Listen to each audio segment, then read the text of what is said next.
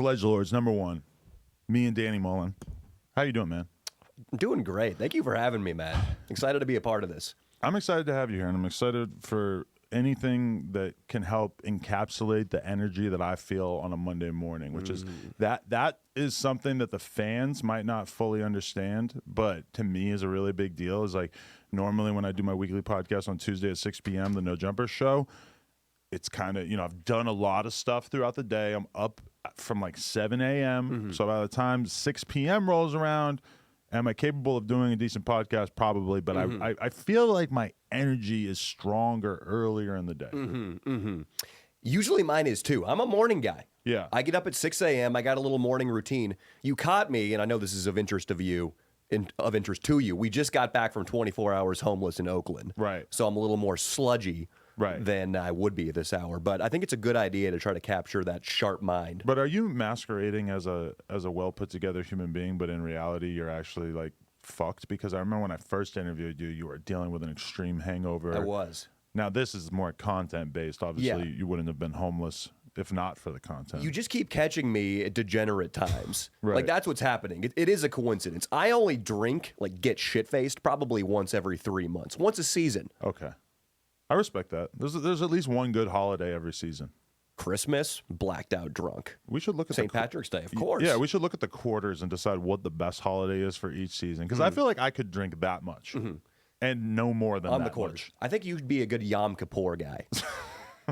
I think you should start getting blacked out on Jewish Arbor holidays. Day, just pick some holidays that I have no actual concern about. Indigenous Peoples Day, drink a lot of rum. A lot of rum cocktails. That's true. I got to congratulate you, man, on this new studio, by the way, too. Thank you. I appreciate Badass. that. Hey, I'm excited. I mean, it's a real, like, when you do as much content as I do, or as the No Jumper staff as a whole does, it's like the environment that you are doing that content in matters a lot. In our last office, to its credit, we got a lot done there. It's basically like 2 rooms of pure just cement, no windows, no light. Here we have some exposed light up top, adds a little bit of energy to it. And like even just being able to do an interview and then go like plop down on a random couch or go sit in my office or whatever. Like there are so many little dynamics that are unfolding here that are kind of surprising. Like the other day we did a podcast in the other room, and it was like the first podcast we had done here. And then I just sat in that room on my phone for like 20 minutes. And I was like, oh, I could just do this. Wow. And there's no one around. Everybody else went in the other room. I'm like, this place is big enough that you can just sort of have a little nook and just do something. I mean, it's important for your underlings, their productivity. Right. It used to be that when people were trying to cut up a video for Instagram, a gangsta rolled in with a lit blunt and a fucking 20-person entourage behind them, like in the editing space. Right. Now you got these guys, I mean, head down, 12-hour days, no light, no water breaks. And weird shit like, one of the girls who works here, like, repeatedly kind of had the problem of, like, different rappers trying to holler at her. And at least, like, obviously that's just going to happen sooner or later in one way or another, but... I hollered at her, too. No, you didn't. I don't even know who it was. But, like, when the office just looks like such a fucking flop house, it's like I kind of can't blame people for not being able to tell the difference between the employees and the adult stars and the female rapper, whatever. And but the it's hanger-ons and the groupies. Yeah, because it just everything looks so sloppy. But now, if like that said woman is like working at a computer in an office and somebody hits on her, it's like way weirder. Yeah, which hopefully would maybe mean that it would happen less. It's a deterrent, absolutely. You have to walk into a cubicle to spit some game on a hoe here If you can walk into a cubicle and try to like basically like finesse vagina or female energy in the middle of the day in a cubicle, it's nice. I mean, that's savage. It's like, I mean, I'm picturing Sharp walking into a cubicle right now to spit some game. That's a fish out of water scenario. Well, the Sharp energy when he is in here is pretty fucking hilarious. What's he doing? Smoking cigs, talking to people. These like... He actually dealt with one of the first like weird things that's going to happen, which is he had a $120 bottle of alcohol, and he's just hanging out. He's got it just like on the counter, and then a rapper came in, did an interview, and at some point the rapper's entourage apparently drank a lot of the bottle of alcohol. And that's like a weird one because it's like, okay, we have this cool new office, but like realistically, the alcohol is probably going to get drank if you don't find a place to sort of dip it away, right? Yeah. So the feel of No Jumper, you can't get rid of that. This place isn't sterile, is what you're saying. There's still dudes rolling through, drinking other people's booze. Yeah. Chicks are going to get hit on, but it's going to be a little bit better. Also, a step in the right direction. Gender-neutral bathrooms. Oh, yeah. See, okay, those signs on the bathrooms said that before we got here, for the record. But then when I thought about it, it's like, well, to make it say male and female would be stupid because, like, on any, like, if me and you have to pee at the same time, we're crossing swords. No, we're going to go in different bathrooms. We're Sledgelords now. We piss together. That is a good point. We could definitely bang our dongs together. But, like, I mean, like, if there's a male and female bathroom, like, why the fuck would I wait for you to be done when I could just go into the other room? So gender neutral actually does. I mean, we could just take the signs down. We could. I went into both bathrooms. I just had to see. There were titties in each. There's a neon sign of titties in both bathrooms. Thing going on in there, yeah. So it's really just, it's like female. No urinals either. I think everyone appreciates the female form. If you walked into the female bathroom and there was just a big dick made out of like red flash bulbs. I'd like that too. Yeah, that'd be cool. I'd like to have a cock on the wall. Anyway, okay, so this podcast. Okay, we noted the morning thing. I think morning is important. I also think that, like, when I really think about my career, I think that I thought that I could only rap. I could only do a podcast about rap, and that as such, I should probably only also do a podcast with black dudes who know about rap. So this is me kind of like challenging myself to be like, okay, I'm going to do a podcast where we don't talk about rap, and I'm going to publicly associate myself with a racist white person such as yourself. That's me. Yeah. That's actually one thing that Adam made sure of before we did a podcast together. He wanted to make sure I could withstand the gauntlet, the hate from guys like AD, Sharp, about my questionable past. So I plunged you into a live show and basically like allowed them to say whatever they wanted to say to you, and then you survived. They all decided that they fucked with you and thought you were cool. So then I'm like, okay, we're safe. Although it has occurred to me that them liking you does not mean that the BuzzFeed editors of the world will not use your existence against me. But I also have decided I don't give a fuck. Like nobody can, like accuse me of being racist because I associate with Danny Mullen. Also, like, I mean, look at my career. I have old tweets from 2009 where I said the N-word and all this kind of stuff, rapping along to Redman lyrics, whatever. It's like, if anything, but it also, it's so easy when people accuse you of like, oh, like you're racist because you hang out with Danny Mullen. Yeah. I'm racist because he's a comedian, and at one point throughout his career, like a couple different times, he's made jokes that you thought were over the line. Yes. Fuck you. Suck my whole ass. Absolutely. This is not how the world works. I'm not going to I like you. I genuinely think Danny Mullen's a great guy. I think your content is good, and I think your content's underrated. I think it should be bigger. I think your podcast should be bigger. I think that, like, when I look at you, you're like undervalued talent that I think that we could grow something very big together. I appreciate that. And also I want to say I'm not racist. We in jest kind of made it sound like I was. We made some jokes. People are sensitive. But you know how it goes too. The people who actually hate on us for being quote unquote inappropriate or racist or digging up your old tweets. Right. That is a very small percentage of the audience out there. Right. They're not our fans. They're people who are just looking to make themselves feel better. You know, I read a book by Tim Ferriss, and he was talking about how him and some of his buddies like to create words sometimes. Is this the 4-Hour Work Week, or is it a different book? It was Tribe of Titans, or Lessons of Titans. It was one of his new ones. When I want to, fun fact, when I want to get motivated to work hard, I listen to Tim Ferriss's podcast because almost all his episodes are him basically like interrogating somebody about their workflow. Yes. And I find that I can get a lot of inspiration from that. And that's one of the reasons I really admire you too, is, I mean, no matter how hungover I am or how hard I'm being pressed on dropping N-bombs, I know you're a really sharp guy. And clearly, I mean, this studio is a result of your intelligence and your drive. So I admire you in that regard too. But back to Tim Ferriss, he and some of his buddies, they coined the word bigoteer because they're tired of the same people over and over throwing out accusations that so-and-so is a racist because so-and-so has ideas that are difficult and might touch on some things that are sensitive in society. Right. He pushes that we should start calling these people bigoteers to put shame on people for for contributing nothing to the planet except for calling people racist and homophobic. Right. No, definitely. I mean, that's like a personality type at this point. It's Yes. like people who have nothing to offer to the world except like trying to put people in the racist or sexist box. And I mean, it's so prevalent that you couldn't watch the presidential debates without having to basically see this play out over and over and over, where like what was Kamala Harris's trump card against, no pun intended, trump card against Joe Biden was to say, oh, you supported busing and you basically supported some racially insensitive policies or whatever. That was supposed to be her fucking trump card. I think that moment, if anything, like throughout my life, made me more like calling people racist has jumped the shark, because you are so obviously trying to weaponize this accusation that nobody should take it seriously, and it felt like nobody did. And, well, first of all, Kamala Harris was responsible for my flight being fucking delayed an hour yesterday. She was in L.A., I guess, Air Force 2. That's the vice president's plane, right? I don't know. She was, I'm sure, getting nothing done. But I read an article on this delayed flight because of Kamala Harris about racist lawsuits, or lawsuits about workplace discrimination based on racism. The big problem that's surfacing now is Latino managers and factory workers being racist against black people.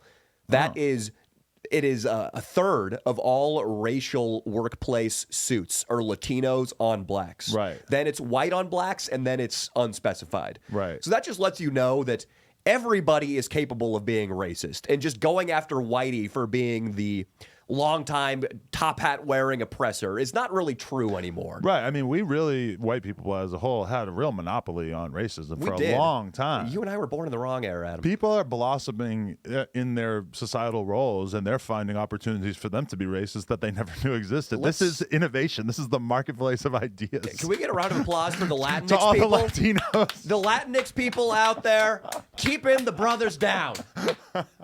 No, but I mean, but that's the crazy thing, is that we've been up close and personal over the last couple months with like how intense it can get between Hispanic people and black people. Like that relationship, in terms of like, let's just narrow it down to the streets of LA, pretty good terms at this point, but everybody always wants to remind me that there has been times throughout LA history in which that was not the case, and in which shit was intense between each other.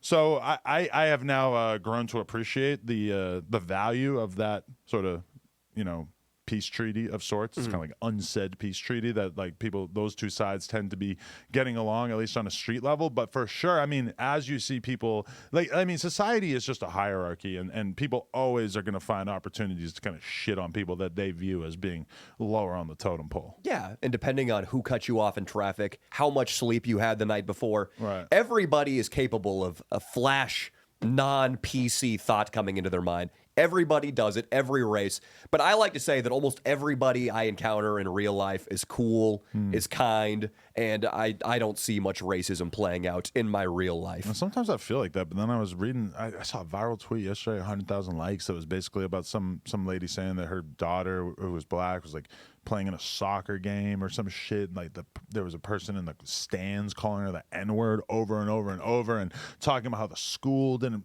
protect her and everything. And I mean, it's very hard for me to imagine how that plays out. Like, I feel like every societal situation I've ever been in my life, and this goes all the way back to the 90s, whatever, if you were at like some sort of sporting event and you were to be shouting the N-word at a small child, that you would be beaten with immediately, or at the very least kicked out of the event or whatever. But I mean, I don't really have a strong reason to think this person was lying. So apparently this does happen. And also, I've spent very little time down south, and in LA and New York, obviously these situations probably are going to play out different, I would think. Yeah, I agree. That sounds absolutely inconceivable. Yeah, right? And I mean, the cynical part of me thinks maybe their goal was 100,000 retweets. But that's true. You and I haven't spent a lot of time in Mobile, Alabama lately.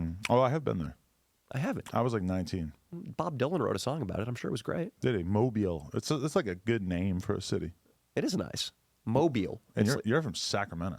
I'm from fucking Sacramento, as is a lot of your staff. I feel like it maybe was destined for me to become a part of this operation. And I think I interviewed the hottest rapper out of Sacramento, DB Bada Bag, the other day. Oh, dude, him and I better go shoot something together. Oh, for sure you could spin a block. Well, he's actually not in a gang. I'm not interested in that. Because it's been said, and here I go talking about rap, but it's been said that you can't be a poppin' rapper out of Sacramento unless you're involved in the gang politics. You told me about how hot it is up there as far as gangs and violence. It's wild. It's fucking crazy. It's amazing that you've managed to avoid that. It's tough, dude. I'm proud of you. I'm not going to say I'm not totally unaffiliated. Right. How's your girlfriend? She's doing good. She's in a gang? She made me. She's in. They fight primarily with their tits and pussies. No, she made me breakfast for this. She was really excited. Really? Yeah. That's exciting. It was exciting. It's rare. More things we're excited about. I like the idea of us trying to stick to an hour. Okay. I think it's interesting. I think it's fun because I'm so used to doing podcasts that gravitate towards 2 hours. Yeah. If we don't do 2 hours on the No Jumper Show on Tuesdays, they look at us like we're fucking assholes, or like we must be fighting because we ended it early or something, you know? Mine and your last one was 3 hours, 3+ hours on Friday night. But this is the thing. It's like, okay, if we're going to do 3 hours, it just becomes like less sustainable, you know? It's like and that one was easy because it's like we kind of all had a lot of energy on Friday night. I hadn't been podcasting the whole week because I was on a trip. I get home, I'm like, I don't have much time to do podcasts, but let's get this one out. But if you're trying to do 3 hours a week, that's a lot. And also a lot of times, obviously, once people start monetizing podcasts, they're like, okay, we're going to do 2 episodes per week and we'll put one on Patreon. If you're doing 2 hours per episode, this all of a sudden starts to look like more of a fucking full-time job. Whereas, I don't know, I feel like doing an hour is very punk. Yeah. Because it's short, it's intense. It's like, you know, you listen to a fucking Ramones song, if it was 10 minutes long, it would sound retarded, right? Yeah. But instead, it's like, it's long, it's short, it's a burst of energy. Yeah. I'm kind of intrigued by that. Yeah, no, absolutely. And sometimes when you're doing a 2-3 hour podcast, you can get into a guitar solo, quote unquote, which is everything the Ramones hated. Right. That's noodly and there's no point and we're super in the weeds. This forces us to stick to maybe our best ideas. Yeah. And then go back into the chorus, baby. Right. And, well, how do you feel about this? Let's say we did an hour and a half. And just by accident, we ended up doing an hour and a half. I mean, we don't have to, but we could look at it after the fact and say, okay, here's 20 minutes of shit that I don't think needs to be in here. A lot of people do edit their podcasts after the fact, or they have people who edit them for them, which is hard for me to wrap my head around. But if we did an hour and a half, I wonder if we should drop it unedited or if we should consider consolidating that episode. I don't know. It's weird because I do both. I mean, I have my YouTube videos, which I cut relentlessly, the vlogs, and that's a huge... Oh, the vlogs, That's a huge part of my final product. I mean, that's what makes them good. If you just filmed for 30 minutes straight, it would be the worst vlog ever. It would make no sense. I like to think it would still be in the top quartile of vlogs, maybe even top 10%. But in terms of your content, it's like cutting it up and adding shit, like that's the whole concept of it. And that's why it kind of pisses me off sometimes that I know a lot of people who get into making content and they just do live streams, and it's like, if you want to get fans, a tightly edited like 10-minute vlog that really like keeps people hooked, not to mention a 60-second TikTok that has the same attributes that consolidates the content into a short period of time. I feel like that if you want to grow, that's the move. And it's not hack, or it doesn't mean... I used to think that all of my comedic heroes were capable of doing a one-take, 1 hour vlog, live show, whatever, and it'd be amazing. Right. But since I'm reading a book right now about, partially about Groucho Marx. Okay. And Groucho Marx did, and you know Groucho, the fucking cigars, the glasses, the nose. Right. Fucking comedy legend. Right. He would do a live game show, and his quips, his one-liners, his comments to the audience were brilliant, and everybody thought it was an unedited 30 minutes.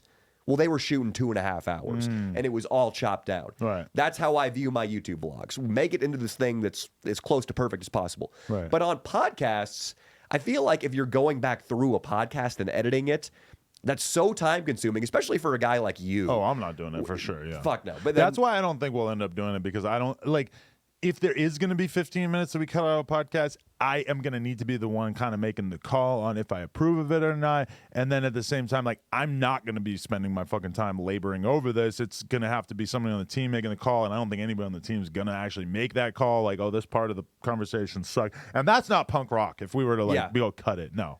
It's tough. It's not raw enough. Do you have a problem with that, having people under you cut things? I know it's tough for me to let go and trust other people's takes. I still write every single title, and like on my interviews, the weekly shows, and everybody else's interviews. Have you gotten better, though? Have you let go of certain duties?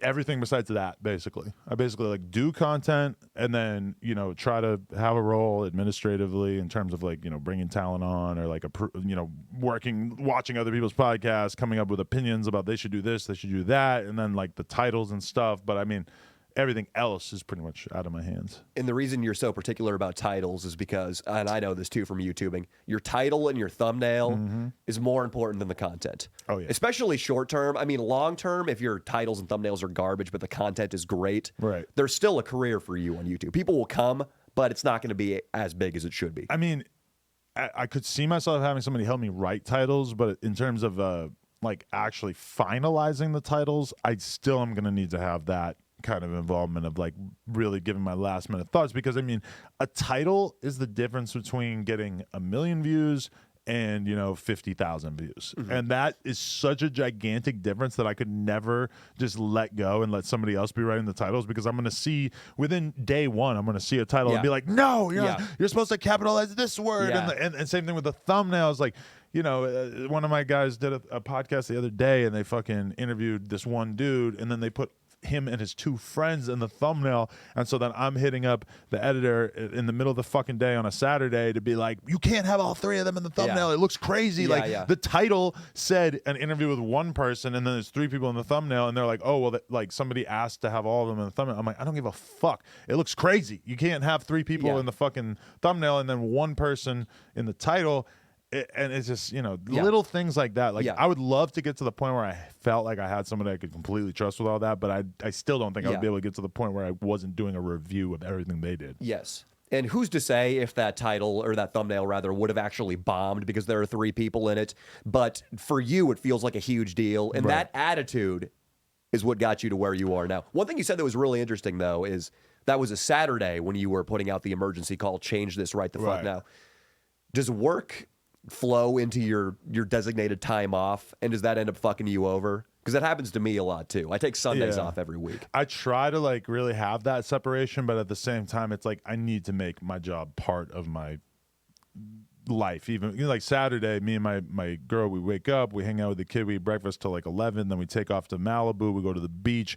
So we're on the beach for like 6-7 hours throughout the course of the day, and at one point, it just sort of like struck me like I have 11 interviews to do next week, and I am not ready for any of them. So I literally like grab my phone and I'm just like researching this one rapper and like putting together questions while and my girl doesn't know this is what I'm doing. It looks like I'm just texting somebody or whatever, and I fucking put together like 15 things to review, and I'm thinking in my head, I'm like, I still need to listen to their new album, or I need to like do this if I want to really research them. But that like alleviated the pressure on me a little bit. Like honestly, that I spent this whole fucking weekend researching for my interviews this week. With me? No, not researching for you, but I was like just looking up all these people I have to interview this week all weekend, and like spending like 3-4 hours at night on Saturday and Sunday doing this, because I just like, and I could have somebody do the research for me. But I would hate it. I don't want to let go of that. I think that's how Stern used to function. Stern would have a couple of like laminated sheets come in on Monday morning with all the bullet points of somebody who read the guest's book and pulled out the most drama-y stuff out of them. Right. Because if you, like, let's say you're Howard Stern, you're interviewing fucking 20 people in a week. It's like, well, how are you going to, you're not reading 20 books in a week. Maybe they all have books. Maybe a couple of them have books. How long does it take you to read a book? It's like, if you could read 2 books in a week, you're like a prolific reader, right? Like that's a shitload. I don't know anybody who reads that much. And so it's like, at a certain point, you're going to have to do that. But this is the difference with me, is I feel like my interviews are about, like, I am presenting myself as if I actually really know about this subculture. When Howard Stern does an interview, realistically, if Howard Stern were to interview you tomorrow, he would be like, so you make these little YouTube videos. I watched one of them. It was okay. Like he goes with like the dummy role, which is because it's easier and it's realistic. For me, it's like,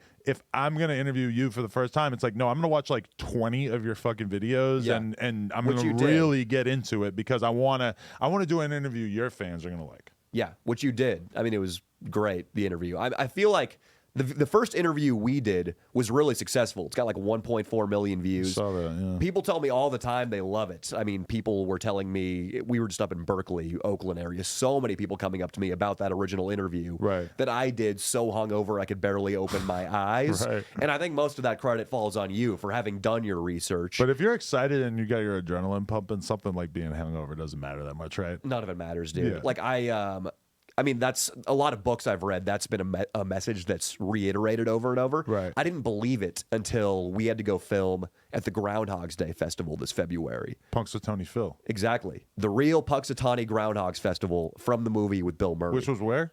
Punxsutawney, Pennsylvania. Right. It's in Amish country outside of Pittsburgh. I've seen that movie more than almost any movie in my entire life. Great movie. It was on TV like every day. I mean, it's like one of those preserved movies, like the National Registry preserved it because of how good it is and how historically significant it is. And it's a movie that makes you really think about your own life. Like this, like, damn, this scenario that's occurring to him in this movie is kind of like life in general, unless you proactively take steps to make your life more interesting or progress your life. Or make yourself better. Like, I mean, how many times have you and I been in such, all we're worrying about is our next interview or our next video. Right. You walk out the door without kissing your girlfriend or wife goodbye. You tell somebody at your office to fuck off. They didn't do a good enough job. Instead of showing them slowly and patiently how to do a better job. That's what that movie touches on. But our story filming there, I think we took a red eye out. No, not a red eye. We flew out at like 3 p.m. from California, get into Pittsburgh, Pennsylvania at 6 p.m., drive to our hotel, sleep for 30 minutes, and then drive on a windy, midnight, icy road to this little gathering of drunken, inbred rodent enthusiasts in the middle of the fucking woods. Drunken inbred? Probably. That doesn't come across in the movie. It's different in real life. Okay. They cleaned it up for Hollywood. They do that a lot. That's what I assumed. They make people, like the Winklevoss twins, Facebook, those guys are way hotter in the movie.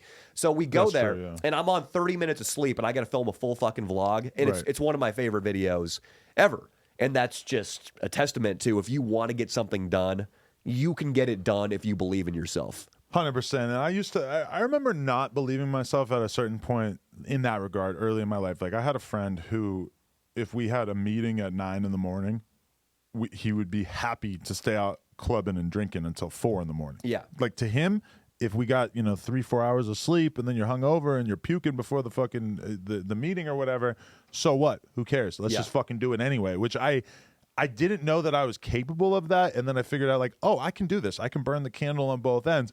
But then at certain points in my life, I've taken it like way too far, where you're sleeping like 2-3 hours a night for like a week straight. Yeah. You could do that short term, but it will always build up long term. Sure. And then also, I mean, it matters what your attitude is toward doing that. Right. For me, if I'm hungover and I know I was irresponsible chasing pussy the night before something important, my mentality is going to be like, you fucked up. You didn't earn doing well today because you were being irresponsible. Therefore, you're not going to do well today. Right. So what you believe you deserve and are going to do, that matters a lot also. Yeah. And that's why I only drink on Yom Kippur. Right. No. When it comes to like doing this, I just, at this point in my life, I feel like if I want to be truly prolific, I need to like basically make everything else in my life in order, so that I could, like, for me, writing the captions or writing the titles for all the YouTube videos and shit, I need to do that before I can come do this, because I need to know that everything else in my life is essentially taken care of. Yes. If I have like a mountainous email inbox with like 50 fucking videos that I have to write titles for, I'm just not going to be able to sit here and be comfortable. That's why I like kind of work too hard, is because I just fucking need to have that sort of comfort in my brain. Yeah, and as the guy with 1/1000th of your net worth and about 1/1000th of your subscriber count, I am worried that you're working a little too hard on the weekends. Nah. I feel like, for me, I used to be really stressed out on Sundays, my one day off. Dude, I just took I could 2 never days. enjoy them. I just took 2 days to do almost nothing with just my kid. And then my leisure time at night, I'm getting ready for interviews and watching shit and smoking weed and playing poker on my computer or whatever. But I feel like I have the balance down really hard, because I will have like Monday through Friday insanely intense hard working, and then Saturday, Sunday like nothing. And I almost never do anything on Saturdays and Sundays, even when I have actual like good opportunities for like social things that I should be doing and everything. I just usually say no. So your research on the beach in Malibu was an outlier. That was me, like, literally, like, it felt like I was stealing, like I was shoplifting, like I was pilfering time right in front of my girl. She didn't know that I was doing It's it. like jerking off in the next room. She will find out from this interview if she ends up seeing it. But it's like jerking off in the next room, which is tough, because my girlfriend and I live together now, right? And it's I've never had so much thought put into my jerk off schedule. Yeah. It's crazy, dude. And I know what you said recently was that you feel like jerking off is this degenerate thing. Yeah. Like smoking a pack of cigarettes. Right. I can relate to that now because when I jerk off in the mornings, which, I mean, it is just like smoking a cigarette, it is a great boost to your workflow. I mean, if I jerk off 2 hours into an editing session, I'm fresh and ready for 2 more hours. Right. It clears you up because then there's this huge percentage of things you could be thinking about, and you're on your computer. You could be looking at porn. There's infinite porn out there. You beat off. All of a sudden, you lose interest in that, and it allows you to focus on the other things that you were doing. Bam. And it's a physical thing, too. It's like it gets your heart rate up. It gets you in a different psychological state. It's like a cup of coffee to me. But then when my girl starts nuzzling up on me, puts a hand on her titty at 8 p.m., I'm going to be less confident in my ability to shoot a fat load, which is important to me, Adam. See, that's the other thing that comes into it with me is like, okay, yesterday my kid goes down for the nap at like noon or whatever, and my girl comes over and basically starts molesting me. She wants to fuck. I didn't know that this was going to happen. I hadn't jerked off for fucking 3 days before this, bro. We start fucking. I gave her like a good solid like 2 minutes. Nice. Like, it's trash. Like I'm built up. You cannot provide, like, guys who can work well under that pressure of having like 3 days worth of nut built up. Yeah, I can't do it. I got to be on a relatively fresh tank. I like to have jerked off, a couple hours or even like 8 hours beforehand. Then I can give you a good dicking down. Not you, but her, Yeah. It's hard to see where you're looking with those sunglasses on, but I felt like you were making eye contact with me. I don't know what it is, dude. For me, I can always get hard regardless if I've jerked off not once the past week or if I've jerked off 5 times that day. Right. But sometimes I have trouble climaxing. Really? Yeah, and it used to never be the case, and I'm starting to get a little concerned. See, I'm kind of like that now where I can fuck my girl and then fuck my girl again like almost immediately after, but in order to nut, that is crossing the finish line. It's a little tougher. Usually I need a little bit more of a refractory period, even if it's like a half hour, an hour. So you could fuck your girl, come, and then wait an hour and fuck her and come again? Yes. No problem. On Plug Talk set, a lot of times we'll have like 3 girls back to back. And back to back, I'll still have like an hour and a half in between each one. But that has really taught me a lot. I've learned so much about my own personal dick and ability to nut from the Plug Talk thing and doing it as a job and going into work for the day and knowing that this is what I'm doing today. Yeah, I think something interesting that you mentioned, the 3 girls too.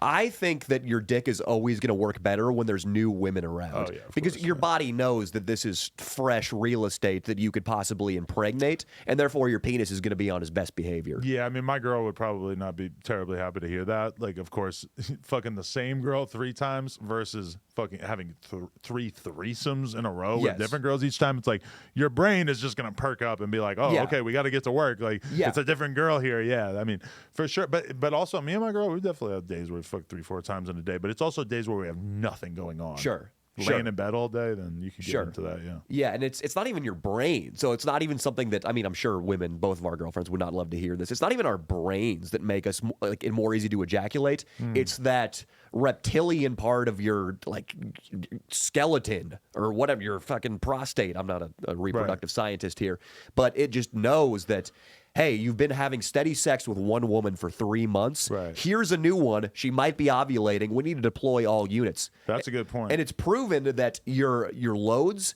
contain more sperm when you're coming with a new girl or you're having sex with your woman for the first time in a while. And see, that's why I think if you get caught cheating, you should just immediately be able to bring up biology and basically be like, look, like I'm hardwired to think this way. Yeah. It's not my fault. Yeah, yeah. If your girl accuses you of something, just flash her your cock and point at it. Yeah. What do you want me to do, baby? Do you think I'm in control of this? I'm not in control at all. This thing controls me. Yeah, it fucking absolutely does. It's true though, dude. Like if you if your girlfriend's out of town too, you'll shoot a fatter load and your load will have more sperm in it because there's a potential. This isn't speaking to you and mine and your relationships personally, but if anybody's girlfriend is out of their sight for a sustained period of time, the likelihood that she cheated went up.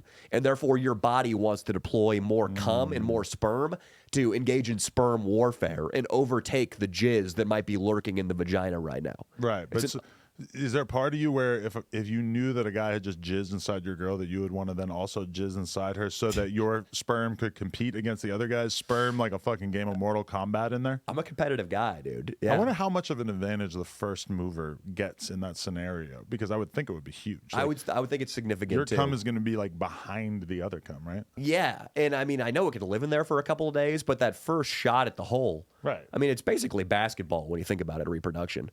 Where do you jerk off now that you live with your girl? Like, what have you learned about the side yard? What is the side yard? I'm hunched over like a goblin jerking off behind a dumpster. You just go outside. Having been to your house, that's pretty fucking funny. I got a new. Oh, you got a new spot. Place. Okay, so perfect side yard for jerking off, dude. Okay, I might actually steal your neon sign in the bathroom to masturbate to out there. You should definitely do that, and that's actually a great those bathrooms if you wanted to jerk off. I will, because when you turn on the light, the fan comes on automatically. It's super loud. Yeah. I'm watching a YouTube video on the toilet. I almost can't hear it. I need to like hold it up to my ear to hear it. Yeah. If you were to jerk off, nobody's going to fucking know. It's beautiful. I'm going to definitely incorporate your bathrooms into my schedule. I'm also thinking that soundproof booth you have in the back. Which is supposed to be for rapping. It's not for rapping anymore. No, okay. It's for masturbating for me. Wrapping your dick in saran wrap. Where I jerk off is I have an office in my new apartment my girlfriend and I share. Okay. And again, I'm pretty disciplined when she's around. When I sense that we're probably going to have sex that night, our schedules align, I'm not jerking off. But sometimes I can't help myself. And thank God the door has a lock. Yeah. And I put on maybe the Tim Ferriss podcast. Right. You know, have him talking to Ramit Sethi about how to improve your 401k. Right. Have that played. It's a little distracting to jerk off to an Indian guy talking about the S&P 500, but I can still do it. I can still do it. I like that idea, though. Just like, I mean, thinking about you jerking off to like financial advice makes me feel kind of guilty about how not adventurous I am with my jerking off. I've been jerking off to like hot porn star chicks sucking dick and getting banged out my whole life. Dude, there's more out there. That's why your studio's not in Beverly Hills, dude. You've been jerking off to the wrong material. You're wasting your time. That also is like, I mean, that's I don't actually jerk off to his voice, but that really encapsulates what this podcast is. Two fucking white guys you're talking serious? about jerking off to financial advice. You really will have a podcast playing while you're jerking off? Do you think I'm just bullshitting? But here? what does that do? Like, what you want to like fill your brain with financial discussions? Absolutely. I don't rest. I have Ray Dalio playing while I'm sleeping. You know what I would do now that I have the Jack Shack, my back house, is that if I am gonna you have a Jack Shack. I have like a little back house where I stream and everything like that, and she works, it's like her office too, but she's not back there as much as me. So Jack Shack. When I am back there in the Jack Shack, I have a big ass computer monitor, so I can have two different porn scenes going at the same time, maybe three. That to me does a lot, because porn is so boring that there's usually you're not that excited about what you're seeing. Like you see the penis enter the vagina. Okay, that's cool. Then they're banging her for 10 minutes. I don't really care that much. It's really about like just seeing the one angle. So if you have two or three going at the same time, I've really learned to like treat jerking off like more of like self-love. It's great. It was just personal maintenance for like my whole life, and now as I get more into the porn world, I just like appreciate it more. Like, oh, if I have 5 minutes that I can jerk off, it's like that's me taking care of myself. That's me making sure that my mental state is okay for the rest of the day. Yeah, absolutely. And I got to ask you, because I mean, on Plug Talk, you're banging the hottest, most A-list porn stars that exist. The girls that I jerk off to, hunched over with Ramit Sethi playing. Wow. Who are you jerking off to when you jerk off? If you fucked the top of the business. I don't know. That's a good question, honestly. Or maybe not who do you jerk off to, but what are you searching? And you don't have to get too specific here. I know it's a very personal question. No, but for me, it's always like specific. It's either girls we've hooked up with before or girls that like I know that we're gonna hook up with pretty much. Yeah. Like it's I'm not like, I don't know. The more I get in the game, the more that like some German chick that is hot, but I'm never gonna meet her in my life. Yeah, I'm just like not as interested, I guess. You know? I get it. Yeah, it's like everybody has. People that are in your social circle or in your world are hotter. Like a chick you've like met in passing or know from work. Right. Like most guys are jerking off to chicks they work a couple cubicles down for. Yeah. For me, it helps if there's a connection to reality. If I met a girl at a party one time, like a porn star, and that would work for me. Yes. I could definitely give her 5 minutes in the Jack Shack. Yeah, absolutely. In the Jack, that's an honor for you. Yeah. But at the same time, for me, though, a chick who's just such a fucking bimbo mess that I know I would never be caught dead even in public with her, sometimes there's a sick pleasure I get jerking off to her just as like getting that demonic part of my being out. Yeah, but okay, let me give you another example. We had this girl on here the other day whose name is Demon Girl, and she basically has like her eyeballs tattooed so they're completely black. She has a huge butterfly upside down on her forehead. You seen her? I've seen her. Forked tongue. Yes. She's got the snake tongue going She got that done 30 days ago, and she said that whatever. But like me, me and Sharp interviewed her the other day. She's fucked 500, 600 guys. Nice. She's talking about basically how she's had like she didn't say that she's been like molested and raped at a young age, but like when you're hearing her talk about like fucking grown men at like 11 or 12, or she's like 16 and she has like a 28-year-old boyfriend and he's doing fucked up shit to her and stuff. I mean, is it fair to say that takes away some of the attractiveness? If I was going to be banging her, that would be playing in my head. It's like, I feel empathy for you. I know you didn't have an easy life. It's hard for me to just look at you and just think of you as a purely sexual being. Yes.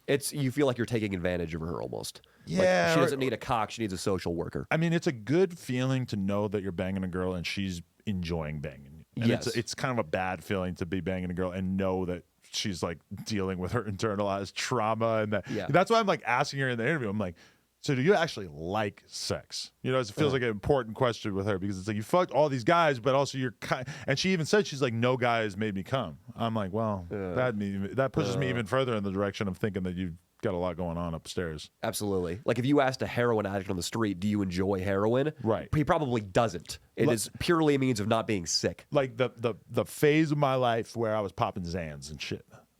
That's my favorite of you, by the way. I miss it. Doing that, we should do an episode one time. We should do an episode on Xanax. Split one. When's the last time you did one? I've never done a Xanax. Oh, you're gonna be fucked. But okay, doing Xans, and I was doing it with other people who I didn't really see as like Xanax addicts. But if I had done it with someone who was like bad, I'm sure I wouldn't have really enjoyed it as much, right? Like you want to do drugs with other people that are at your level of drug addiction, not way worse. Yeah. Oh, absolutely not. I have another thing I want to discuss. Have you ever met Bobby Lee in real life? No. Bobby Lee, the comedian. Yes.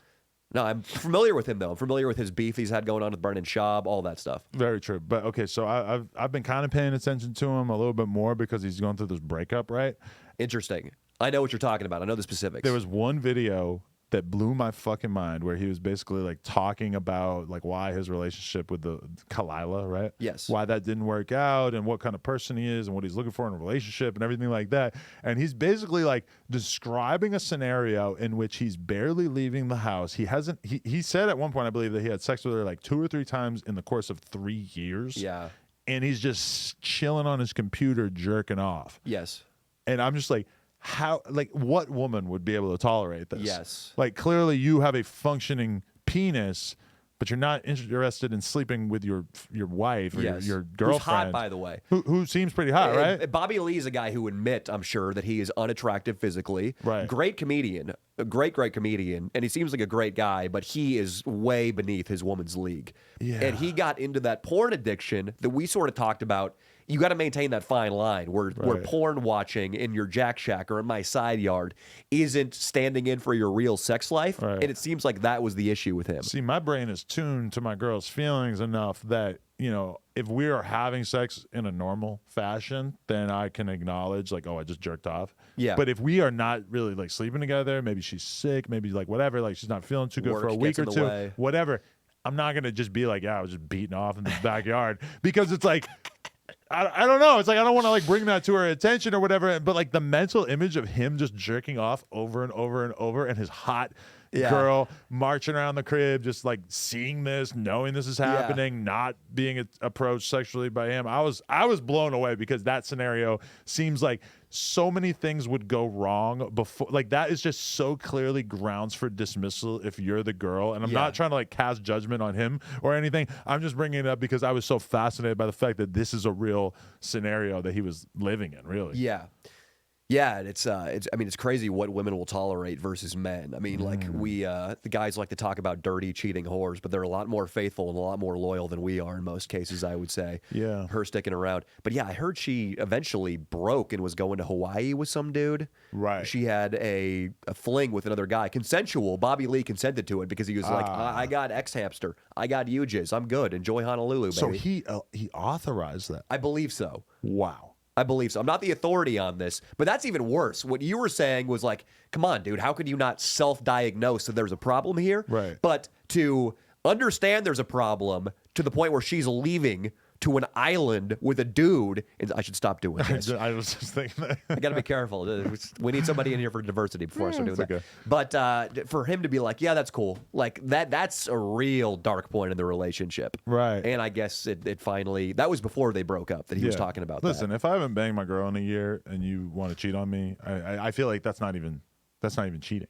That's like, I'm not doing my part of the relationship. Yeah. Like maybe, you know, I'm clearly, if I'm not dicking you down, then I'm gonna have to like just turn the other cheek and just allow this to happen. Like that seems like that's a bridge too far. Like that, if like, but all right, there's a good question though. If your girlfriend got like terminal cancer for like the next couple of years, like, do you think that you'd be able to like hold her down and not go fuck around? It'd be easier to hold her down. Her body strength would be completely set.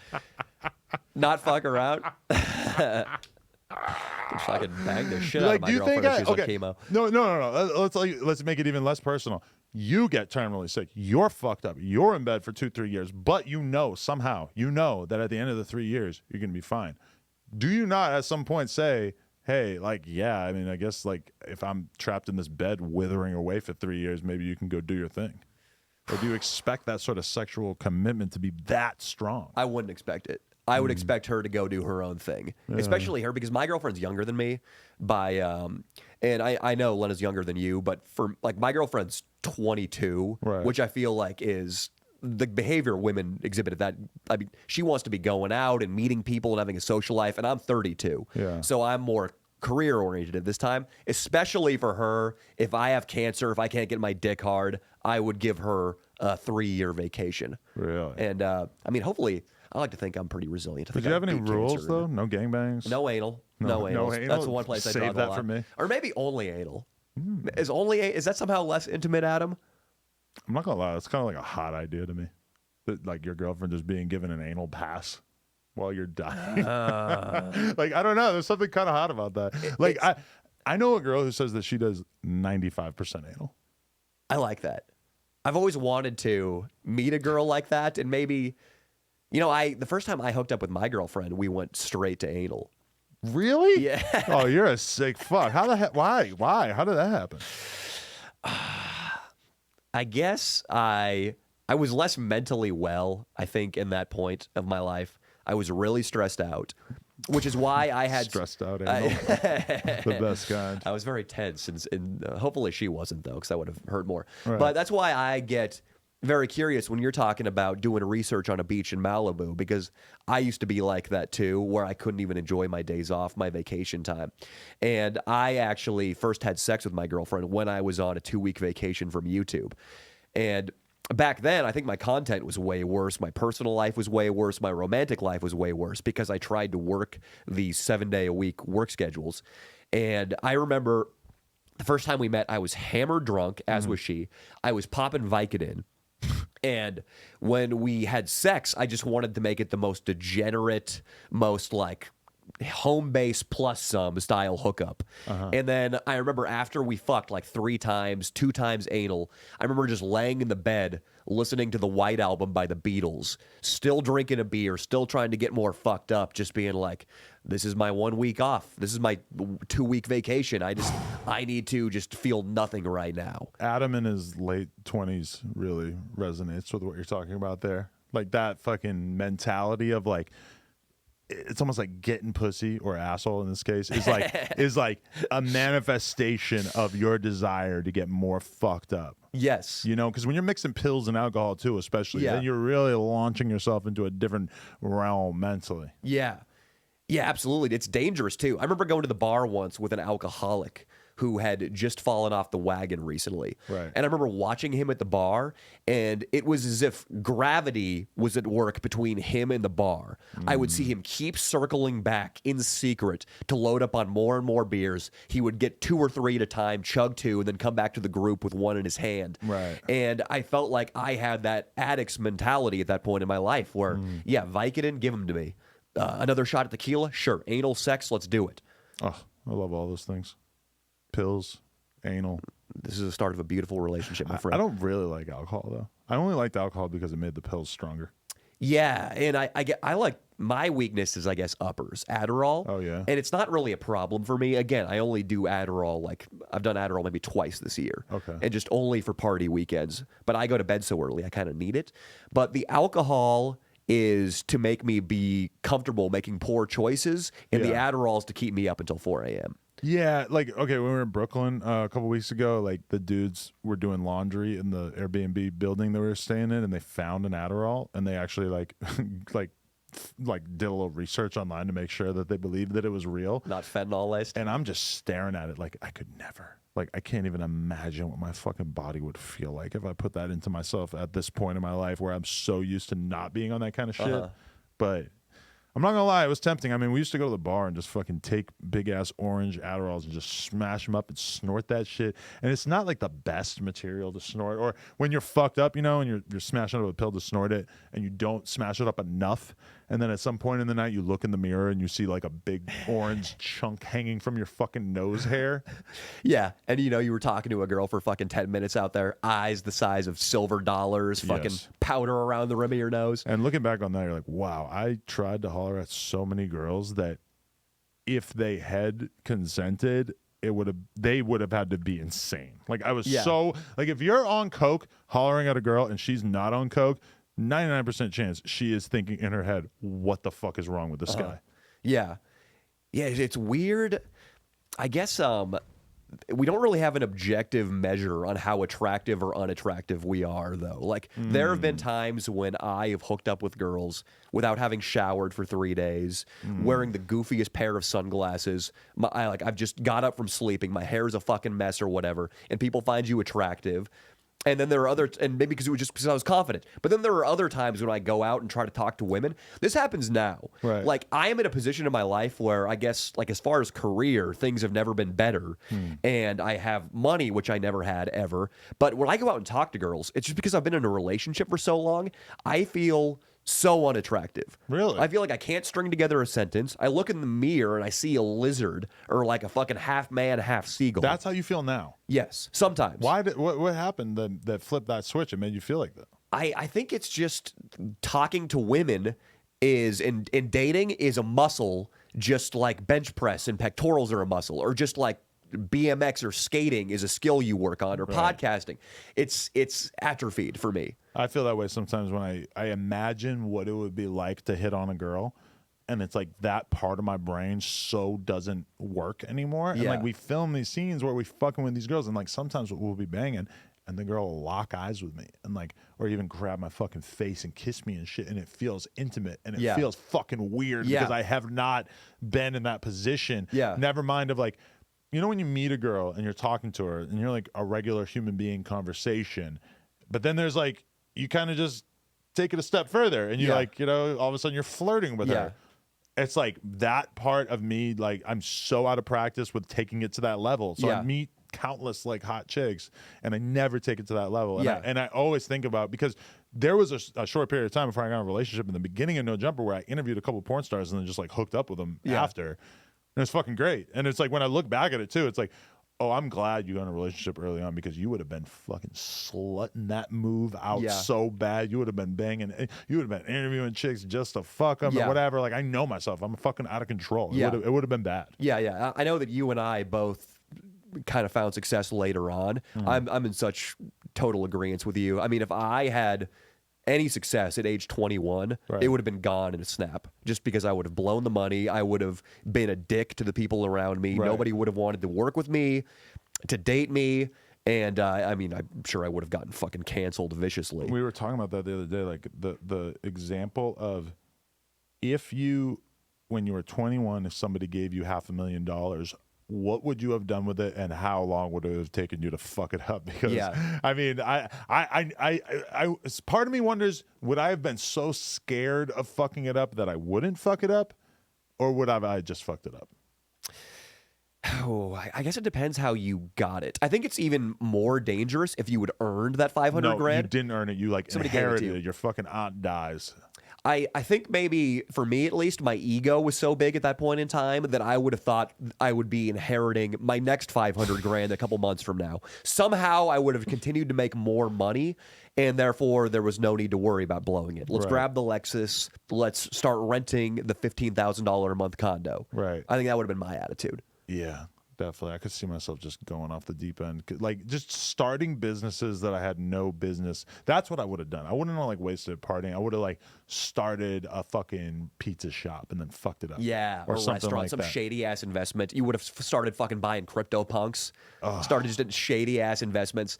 Yeah, you see it, dude. You see a lot of these young YouTubers or rappers have these TMZ clips where they're just like calling a busboy a piece of shit in a restaurant because the pizza came out 5 degrees too cool. Yeah, that's a bad idea, because your audience is way closer to the guy working in the pizza shop than they are you know? So it's like, unless you're like extremely charming and nice, like the people want to support you, then that is always going to be a bad idea. My mom always told me, I know a lot of people have told me that their parents told them this too, is that you judge a person by how they treat somebody who can't do anything for them. Yeah. So when you fucking deal with that waitress, and the waitress is, you know, having a hard day or whatever, it's like, you're not mean to her, you don't pick on her. If the waitress fucks something up, you just do everything you can to make a fucking person working a job that is essentially at like the bottom of society. Do what you can to make them have an easier life, because chances are that if you're in a position to be going out and having a fucking $200 steak or whatever, that you are in a very different position than her, right? Yeah, and that's why, I mean, we went to, when we were doing the homeless in Oakland thing, we went to an Oakland A's game as part of that video and fucked around and got footage. We were pulling in for parking, and there was a security guard who was collecting our $20 for parking. Right. And I mentioned offhand, I was like, yeah, let me grab some cash. We've been giving it to bums all day, dude. And he heard that, and he's like, you know what, man, I'm not even going to charge you then. That's awesome. That's awesome that you guys are doing that. Wow. And then I was like, you know what? Give me $20. Here, stick this in your pocket, not for parking. This is for you personally. Because I remembered when I was a security guard in San Francisco, frisking people before a Dave Matthews concert, and how most of them treated me like complete shit and complained because I was frisking too slow, or I took their joint away, or I took their knife that they were going to walk into a 50,000 person event with. But that's an interesting dilemma right there, because it's like, on one, like, we've all been in that position of basically having a security guard fuck with you in a way that you thought was not necessary, you know, whether it's like, oh, no re-entry at this concert, you know, you're not allowed to walk outside and smoke a fucking cigarette, or they're taking they're taking an eighth of weed out away from you on the way into the concert, and you're just like, bro, like, fucking just let it go. But I mean, they're not doing their job if they just let it go for everybody, you know. And that is a tricky situation. I mean, how many times in my life have I been angry at a security guard, never mind said something rude to a security guard who realistically didn't even want to be doing this job in the first place. And you know, that's a tricky one. And if he loses his job, if his manager sees him not card one of the girls in the crew you're rolling in with, and he loses his job, I mean, it might be a month before he can get another job. And who knows? I mean, a lot of security guards, a lot of people working those jobs have families. You know who I feel extreme empathy for is anyone who's a security guard at like a Hollywood club. It's rough because it's nonstop. And I used to be one of these people of just people just trying to convince you that they're important, or that they know someone who's in there or whatever. And it's just like, to the security guard, it's like they have the ultimate defenses up of, I don't give a fuck. Like, show me, like give me proof.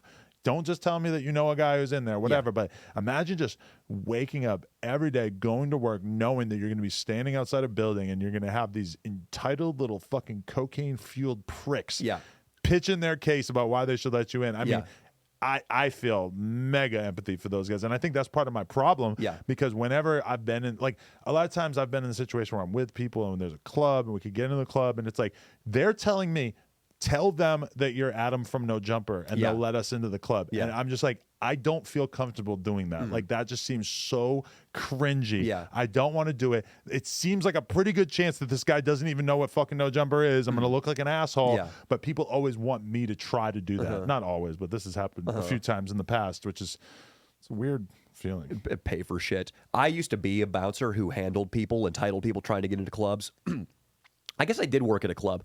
Don't feel too sorry for them because that's actually a really good gig. Really? Working any kind of security at a club. I mean, if you're guarding a warehouse at 3 a.m., that job sucks. Well, security jobs are actually not that bad. You could listen to an audiobook. You could listen to tunes. You could just be on your phone. Well, you got a fucking headphone in? Yeah, you can do that. But when you're bouncing, I don't think there's any time in my life where I got more ass outside of college than when I was working door at a hot bar. Damn. I mean, I worked a job where my security manager was a super cool guy too, and he would give me like, yeah, you can take this chick into this alcove for 15 minutes and finger her while I check IDs. Go have some fun. Finger a girl on the job. You can do it, dude. I mean, if you have a good relationship with your higher ups. It's an interesting thing though, because it's like, you're going to the club, and obviously the people who are like the kings of the club, the people who have the most power are the guys with the sections and the maybe even the promoters, the guys who have the bottles, etc. Yes. So then meanwhile, as a security guard, you possess no clout in the sense that the fucking guys who are standing on the couch in there do, but you are very much an important element of even getting into this club. Yes. You're in a position of authority. Yes. You do have like some of the attributes that girls are attracted to without necessarily. And I think that being kind of anonymous in that situation, it gives you like some power too, right? Because it's like you're just not as controversial as like the other figures that these girls might be talking to, right? Totally. You don't know all the other guys in the club, realistically, Totally agree with what you're saying. You're the king of, I mean, you have say who gets in, who doesn't, who has a bottle if they have the best table. But maybe even more importantly than that, you're the only guy in the building who's not actively trying to fuck girls. Yeah, and you're probably the most sober person in the building as well. Absolutely. Huge separator. Huge separator. When you're too cool for school, like you're like, whatever, I'm just doing my job. I don't care if your cleavage is hanging out. I don't care if you're a fucking smoking hot 10 out of 10. Right. Just walk past me, pay your cover, you're in. Girls like that. Yeah. And it's a weird trick that just fucks with people's mammalian brains. So that's the act that you put on when you're a security guard is basically like the I'm not trying to fuck you act. Don't even make eye contact with them. Just treat them like you don't really give a shit. Fucking 30 minutes later, my Ford Fusion 2006 got their knickers down. Wow. I would personally probably, knowing what I know now, I would probably get the phone number and meet up with them later and not bang them in the car. That's what I did. That's just me. Okay. One thing that we touched on, that we discussed in terms of like what we're going to do on here, because the people at home might be thinking, this seems kind of random. You guys are just talking about God knows what. You're talking about porn, meeting girls in cars, whatever. I do think that we should have more topics outlined in the future. I think that this was very much like a preliminary episode, so we kind of went out of our way to not really like think of some grand theme that we were going to discuss or whatever. But I also think that the comedy world is something that I think me and you want to kind of flirt with on this podcast. Now, like obviously I do a podcast. Some people might say I'm objectively kind of funny sometimes on the podcast, but I'm definitely not putting myself in the comedian or comic spot. You're even more in that space since you're obviously making videos that are kind of like intended to just be funny and everything. You've done stand-up. You're a comedic talent, though. You're definitely a very comedic podcaster. You're a great podcaster. I appreciate that. Yeah, you're a great podcaster. I don't know if I would agree, but but like the idea like that we could dabble in that, I think is fun. Obviously, we just slandered Bobby Lee. Maybe that could be part of it. I didn't intend to I called slander him a great comic. No, I think he's funny too. I was just more just like fascinated by him. But I do think that in terms of like us doing some episodes with some comics and sort of like talking to them, using their energy, etc., it could be really interesting. And that's like, I mean, tell me if I'm wrong. I see you as being somebody who's kind of in the comedy world, but you're not fully in that world, and like you are interested in sort of getting more into it. And I feel like this podcast maybe could, and I'm in the same boat. Like when I was doing Flagrant and I was doing Ryan Long's podcast out in New York and everything, I was kind of like thinking, I'm like, oh, this is like its own world. It would be cool to do more episodes and maybe not necessarily have to put it into the No Jumper interview box, I mean, you could do the same basic thing you've done with hip hop with comedians and interview comedians. And I love it too because I agree that I'm a comedian, but it's a different thing I'm doing. Like what I'm doing, I'm completely content with. I don't really have aspirations of stand-up anymore. Oh, really? I love stand-up. Like I've been making an effort recently to go to the Comedy Store, to go to the Laugh Factory to catch live acts, and I watch a shitload of it.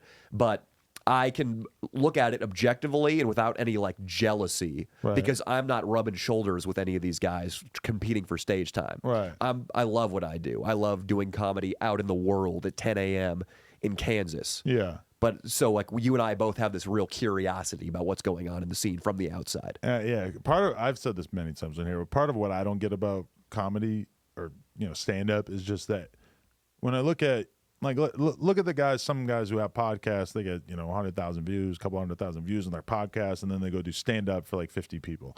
And I understand that, like, this is meant, your overall stand up career, you're going to perform for a shitload of people, and maybe you have opportunities where you can make content out of this and stuff. But I don't know, like, to me, it just feels like you're putting in way more work to do something for a way smaller audience, whereas podcasting is like no work and a way bigger audience. Agreed. Me judging it on those metrics, doing stand-up seems like, and I respect the fuck out of people who are passionate about it, but it just doesn't make sense to me of why I would want to do it. Yes, totally agree. I love the idea that I can work my ass off for a couple of weeks to come up with the idea for a video, go shoot that video using all my comedic technique and all the work I've done studying comedy comes out in it, edit it perfectly, tie the ribbon on it, put it out, my gift to the audience, and boom, hundreds of thousands of views. Right. I love that. And I couldn't imagine putting in all this work to entertain a couple bitter comedians in an open mic. Right. And maybe like 2 or 3 people who were actually sincerely there.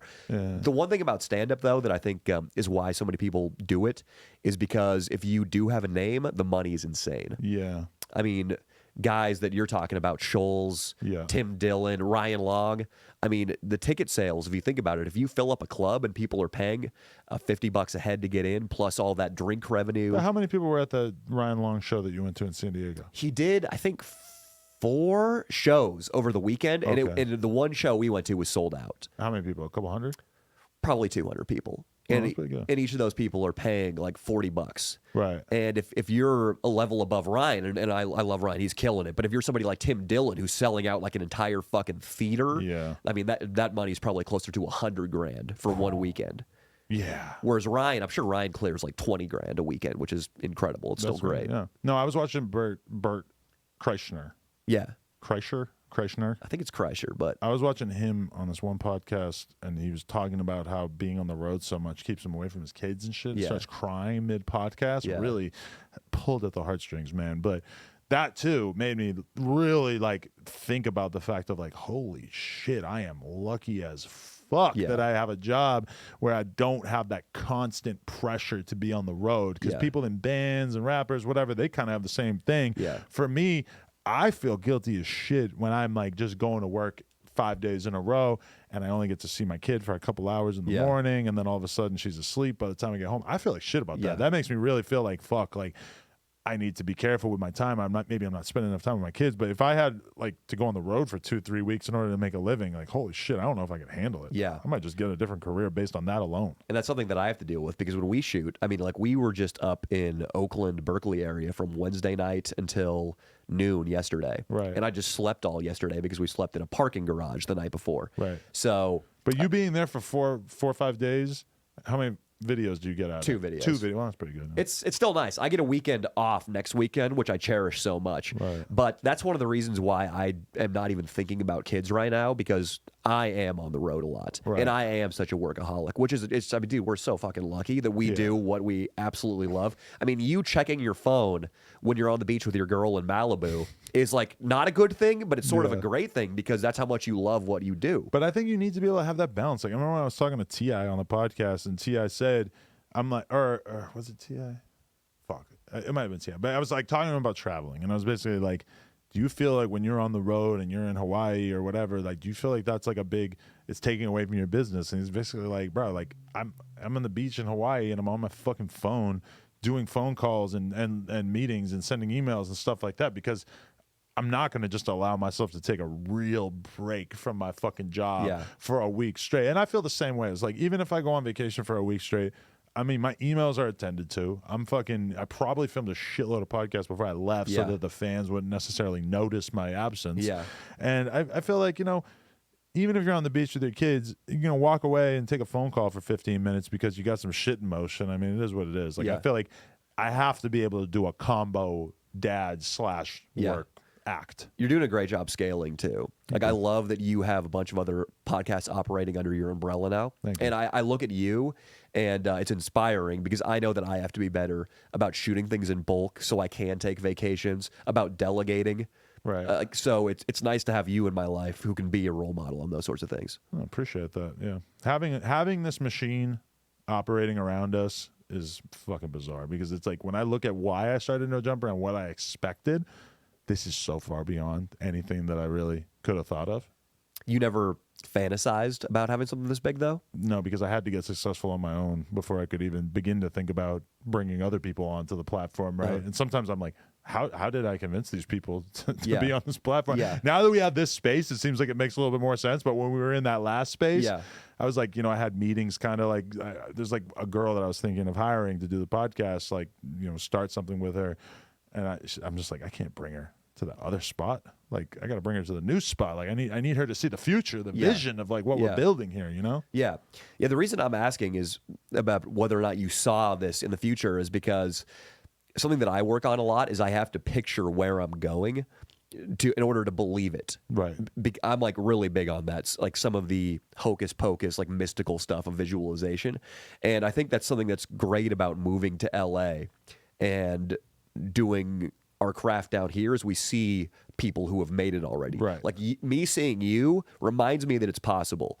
And I think for a lot of people who are in their hometown in Toledo, Ohio, it's hard for them to be successful because all their friends are fucking losers. Yeah. Their family are losers. And if you don't believe it's possible for you to not be a loser, you're going to stay a loser. Meanwhile, you see people all the time out here who like get a job working under a podcast or working under a comic or whatever. And then at some point they're able to just sort of break off and do it on their own because they've had this sort of up close personal education on how this all works. Yeah. And it's like, once you have that, that is a big percentage of what you need. Yeah.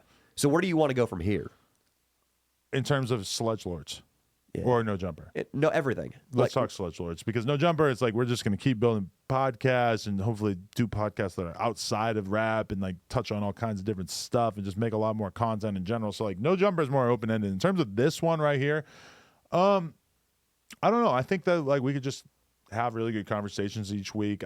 One thing I really want to do is I would like the idea of us like choosing something that we're gonna watch or review, whether it's an album or a fucking a movie or whatever. It's one thing that I've always tried to get AD and House Phone to do. It's like pulling teeth, no matter what it is, and no matter how entertaining it is, and how much of it wouldn't seem like a sacrifice. Like the Andrew Schultz special, I fucking sent it to him. I'm like, it costs $15. But just watch it so we can talk about it. They show up and they didn't watch it. Yeah. It's like, it's just like no effort. So for me, I would love to do a podcast where we could kind of like really pick things out that we want to talk about in advance and like try to get educated about those things. And then in terms of guests and everything, I think, let's just like be on the lookout for good opportunities. Cause it's like, it would be super easy to be like, hey, Brennan Schaub, give us a juicy, gossipy fucking episode right out the gate or whatever. But I don't know. I want to approach the comedy world with respect. Yeah. And like not just try to like dive right into like, oh, let's talk about whatever drama they're talking about right now, Sure. Yeah, I love that, man. I mean, part of my daily routine is watching comedy specials or old comedy or reading books on comedy. So that's no problem to me. See, I would like to do that. I would like us to be like, hey, here's a book. We're going to read this fucking book over the course of the next week, and then we're going to talk about it. Yeah, absolutely. And do it in a way where it's not like super patronizing to the audience. Like,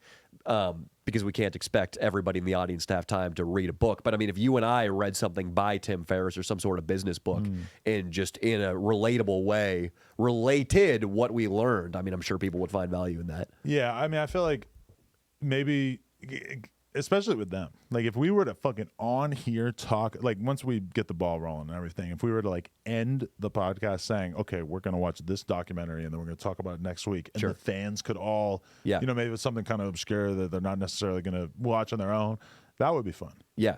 And all things are fair game, all kinds of topics, politics, conspiracy theories. Politics is one thing I'm excited to get into too. I know we just kind of like framed it as if it's going to be a lot of comedy type stuff, but I think politics, talking like, dude, I think sometimes it's easy for people to forget that like the election is a mere 2 years away, and that is going to be it's the most insane amount of shit to talk about. Yeah. And if you kind of like haven't positioned yourself to talk about these topics, then you're going to be sort of left out. So I'm interested in that as well. Yeah, absolutely. And us talking about politics, I mean, it's going to be like bro politics. I mean, neither of us.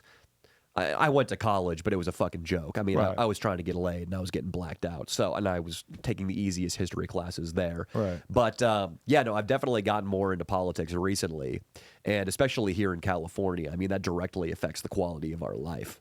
That's true. And then we have the mayor election coming up, and I mean, that means LA hasn't been moving in a great direction recently. This is what I hear. And man, I was just in New York, and I'm like having conversations with, friends of mine who are in Brooklyn, and they're, 30s and 40s and stuff like that. And I'm asking them about crime. And it's like, these are dudes who my whole life, I never would have expected to hear them say anything like pro-police or anti, young people having a good time or whatever. And it's like, they talk about it like it's such a state of emergency. Yes. That the crime is so bad. And I mean, even when I talk to people who have stores on Melrose, they tell me the same exact thing. It's it's scary because the cops are scared of busting people because they feel like they're going to be accused of being racist, which is almost hard for me to believe that that's an actual dynamic when people are committing crimes on the street, this tourist destination. That I don't know. I mean, I've heard a lot of weird stuff about that. But that's the question is like, okay, do they throw like 100,000 people in prison and then everything's okay? I think I did a video on the district attorney up in San Francisco. We did our 4th of July special. And one of the things that we found is that there were no real consequences for committing any crime up to like murder. I mean, obviously, if you kill somebody up there, you're still going to prison. But, I mean, you can go into the grocery store, steal your entire load of groceries for the week, stroll through Gucci, grab a couple outfits for the night out, and then maybe try a carjacking on the way home too. Right. And what the DA was saying was that, the police aren't making the arrest. It's their fault. They're not making arrests. And this guy was far left, really soft on crime, like an insane person. He got recalled, thankfully. Who was it? Kessa Bodine. Oh, right. Yeah. But then you interview the police, and this one reporter does a ride-along with the police, and within 30 minutes of them starting their ride-along, they catch a guy who's breaking into a car, and he's got 2 prior car burglaries on his record, plus like an armed robbery and a drug charge. So what does that prove? It's not the problem with the police making the arrests. There's a problem with consequences. Yeah. Nobody is afraid of being punished for their crimes, and therefore they're going to steal versus getting a minimum wage job somewhere and working their way up. Just hearing you say that and describe that scenario of committing crimes makes me want to commit crimes because it's like, oh shit, I could just get away with that. Like when I think about how, like when I was a young criminal, like I was planning pretty intricately. Like I really had like, when I was out shoplifting and stuff, I had like real fear of the consequences. Yeah, absolutely. And now, like, I know as like a white dude, I could walk into any store in the city and just not pay for fucking anything. Like, I don't even need to pay for my groceries. But the thing is, like, your self-respect is what's important. Right. And just like we were talking about needing role models, you need to respect yourself. And a life of crime is just a life of misery and poverty. No matter how expensive the thing you stole is, it's not sustainable. Yeah. But yeah, it all comes down to consequences. But maybe it is sustainable if everybody's just going to let you get away with it for the rest of your life. I guess so. Like, I mean, it seems like that, but hopefully something changes here in California, dude. I guess. Okay. I think we're over an hour, right? Yeah, we're like hour 15. Hour 20. That went quick, dude. That was good. Okay, we breezed past our hour limit, but let's just try. We'll stay in the realm of that for the people, and let us know what you guys think. We're gonna throw up we'll have a Twitter and Instagram, and I guess should we do a Reddit right away? Yeah, we probably should. If we don't do a Reddit, then they're going to do it for us. I have PTSDs about Reddits. Yeah, your Reddit gives you headaches? I haven't looked at it like a couple of years, but yeah, dude, like just everybody on my Reddit hates me. My Reddit is insanely negative, and I still love it. Nice. I take it all. I gotta change my attitude. Yeah. If they think you don't like it, they're going to go harder on you. But the fact that they know that I'm laughing at it, I feel like that, Yeah. Okay. Danny Mullen. Sledgelords. Number 1. Episode number 1. Yep. Number 2 next week. I thought you were saying the podcast is number 1. And I was like, fuck yeah, dude. Oh, it probably is. Some confidence. Yeah. Number 2 next week. Let's do it, dude. Let's see what the market is. Does anyone want to hear from us? I'm optimistic. I'm optimistic. Sledgelords.